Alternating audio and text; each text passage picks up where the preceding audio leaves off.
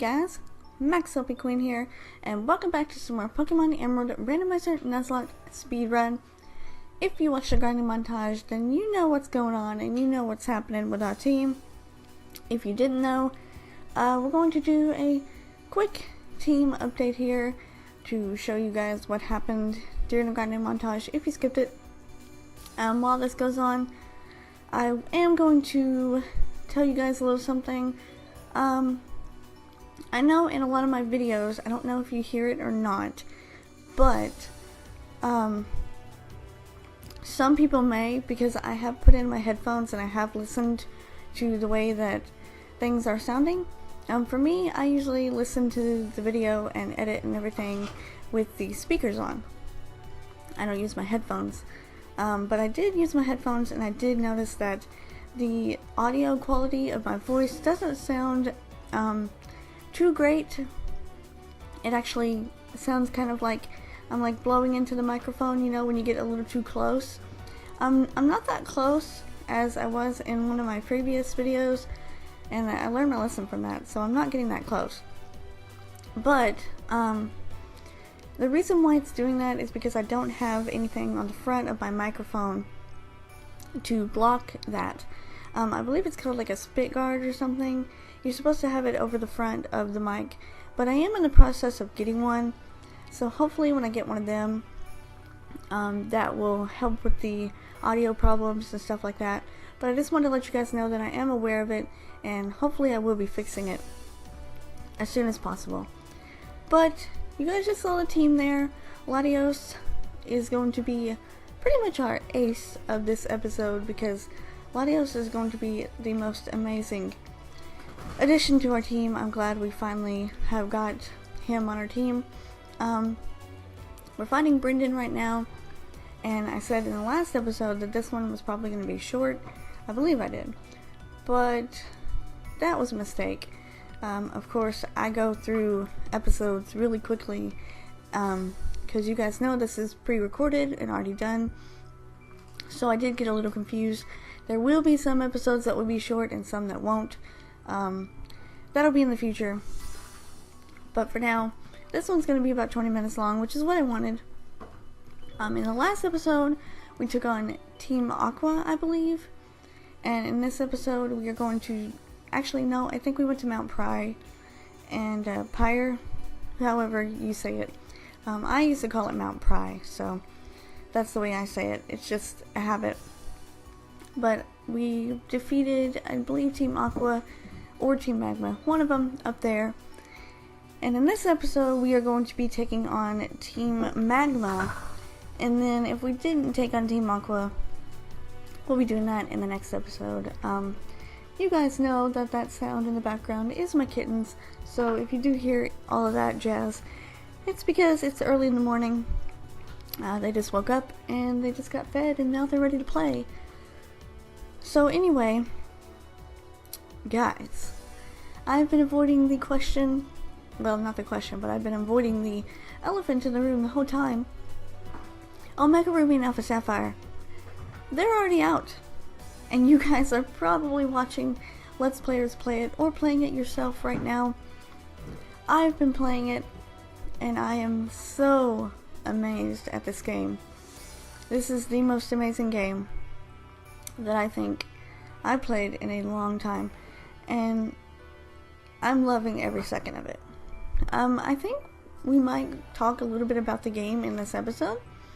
I do have an article that we can talk about for the games that we can go ahead and talk about later, but I just want to say, if you haven't played the game, because I know people in Europe, I believe, don't get the game until next week, which is unfortunate because this game is amazing and you guys are going to love it when you get it. I did notice though that I think a lot of people are not watching Omega Ruby and Alpha Sapphire Let's Plays on the internet because they don't want any spoilers since the game didn't come out at the same time everywhere. It's very weird, but I am a little upset still that I can't Let's Play the game. But maybe one day I'll be able to Let's Play the game and you guys will be able to watch it whenever I get my capture card for my 3DS. But right now, unfortunately, I can't do it, and that's why we're doing the Emerald Randomizer. You guys just saw there, though, that we did talk to the Team Aqua people. They're still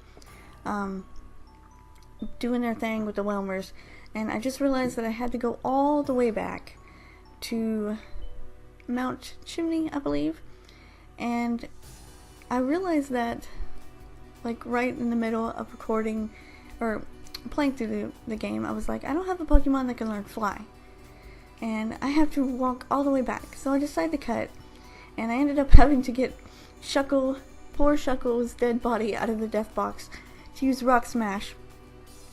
So we ended up using Rock Smash and just walking all the way back. And then I actually did realize too that I had the Mach Bike instead of the Acro Bike, because I had the Acro Bike the whole entire game, and I was like, you know what, let's go ahead and switch and use the Mach Bike. And of course I had to take the long way around to get to the top of Mount Chimney. So basically it was a whole lots of nonsense just to get this done, and that's probably why I ran away from this Haunter. I forgot that this is a new area and we can actually catch a new Pokemon. So we didn't get the Haunter. I actually do remember halfway through, and I decided that when I go into a new route, when I go into our new room, that I'll catch one, the first one that I see. So you will see that we are going to catch one in this place eventually, but I make sure that I go into a new room. I don't catch one that I've already seen in a room, so it's a new room, and I hope you guys don't get upset about that, but I did just forget, and it was probably because I was so mad that I had to keep going back to from Lily Cove to different places because I didn't have Fly, and at the time I didn't have anybody that could use Fly. So we're going to take on the Team Magma people, and we are going to continue talking here.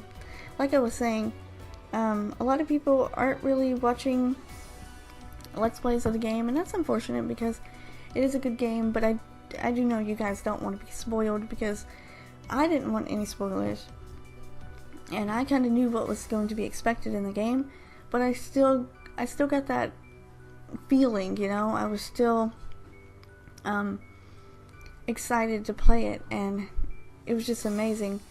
And I actually I kind of wanted to restart the game just because my boyfriend actually started to play the game too. I ended up getting both of them, and he had played the games when he was younger, so he wanted to play these games. He hadn't played any of the other ones.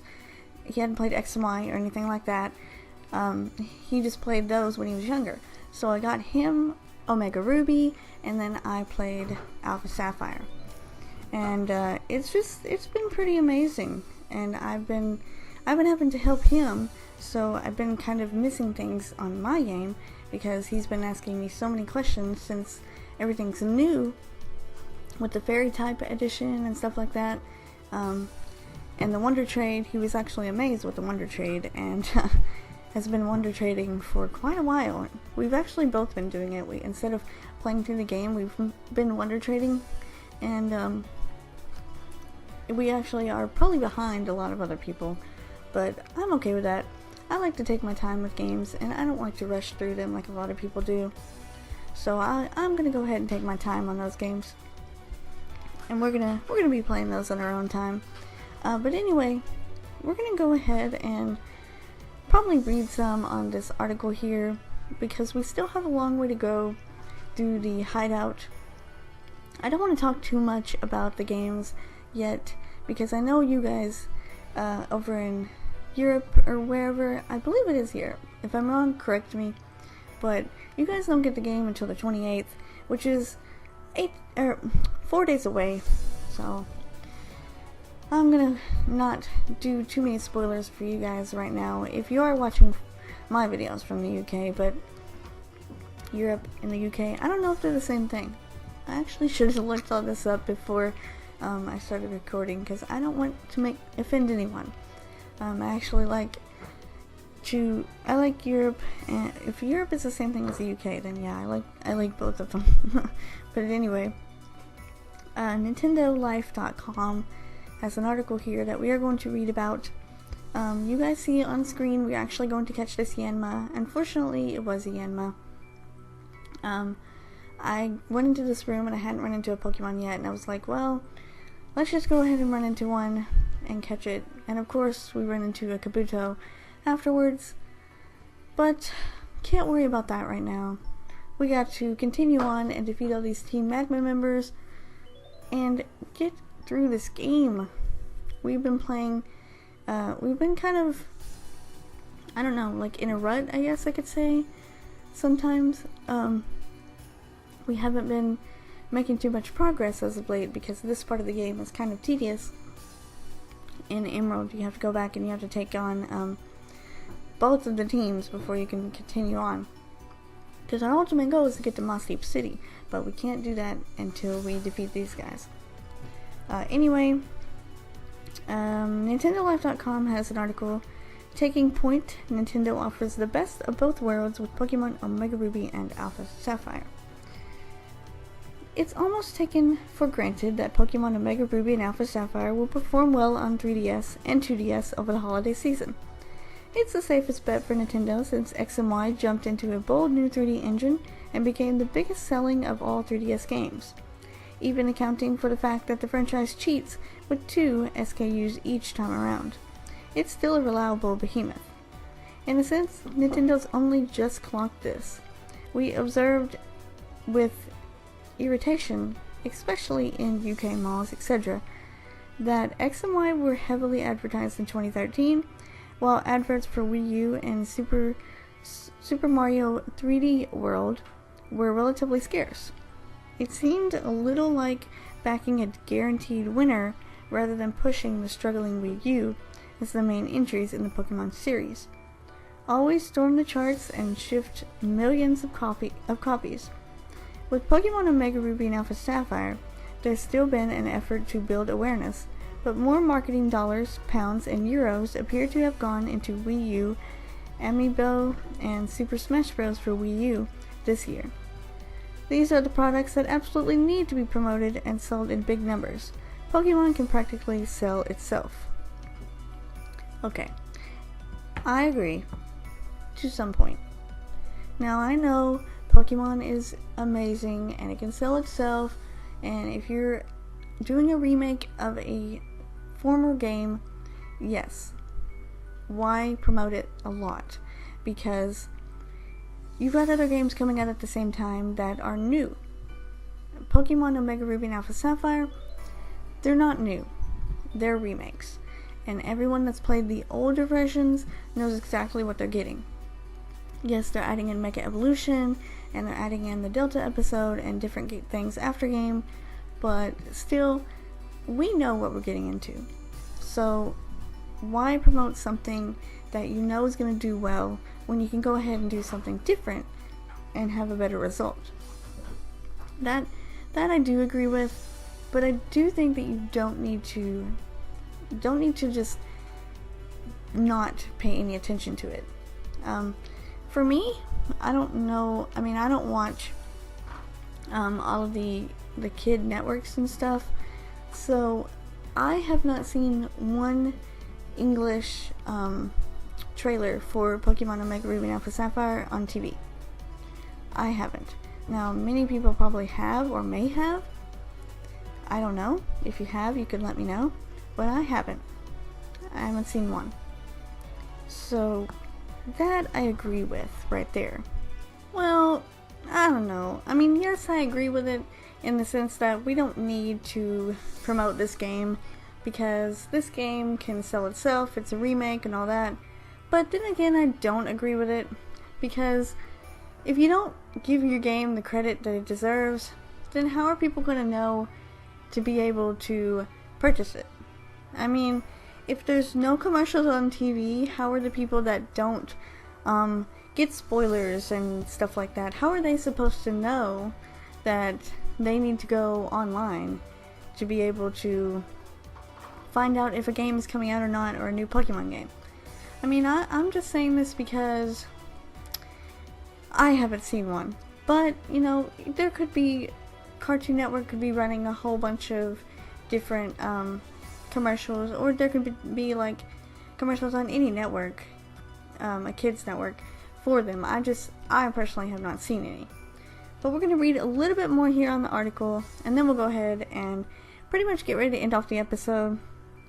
So continuing on, what is it in an era of ever-competitive rival platforms and smart devices that helps Pokemon succeed? That's a topic that could go on forever, but at its core, it appears to be a mix of tapping into the collecting urges of young gamers, particularly but not including enough depth and history to rope in long-term fans and older gamers. As those who frequent our forums regularly may know, this writer confessed last year he doesn't play Pokemon games, blah blah blah. Yet, the scribe of these words didn't get into the games in the 90s and is too old, bewildered, and busy to figure out how it all works now in the remakes.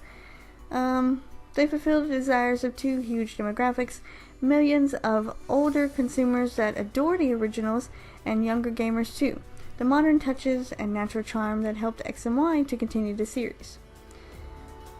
So, basically they're just saying there that now that we have these new devices, technology, internet, smart devices and stuff like that, we don't really need to be going all out with TV and trailers and stuff like that, is what I'm getting.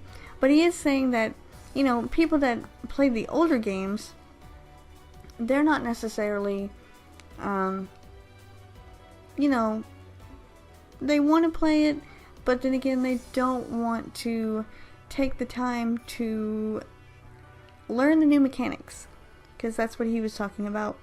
They don't want to take the time to just figure out how to do all this new stuff, because X and Y was completely, totally new. It was all 3D, and a lot of them probably don't want to do that. They've gotten older since the original games came out.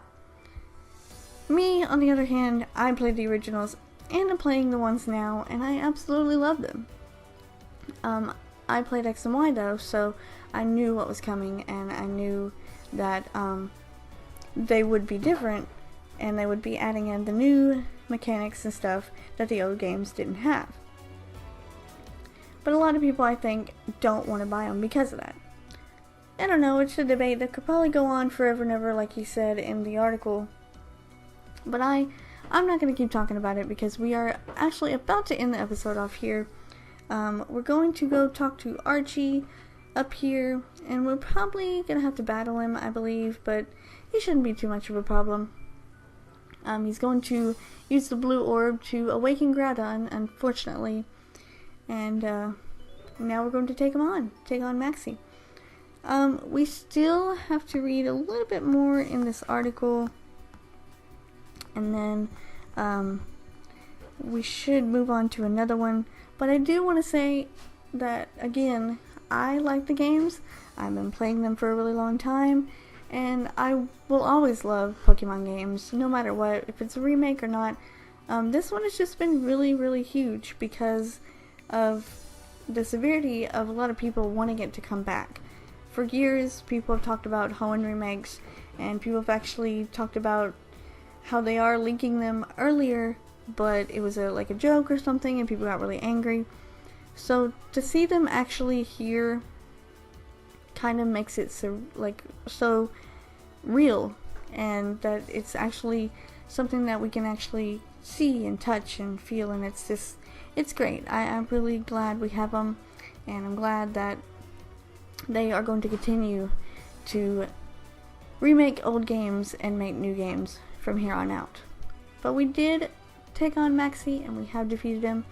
I'm going to end the episode off here, because in the next episode I do have to go all the way back to Lily Cove City, but I figured you guys did not want to see me do that. So in the next video we will head to Lily Cove City, and we'll take on Team Aqua, I believe, is next, and they're going to try and awaken Kyogre, but we're going to try and stop them. So see you guys in the next episode. Later!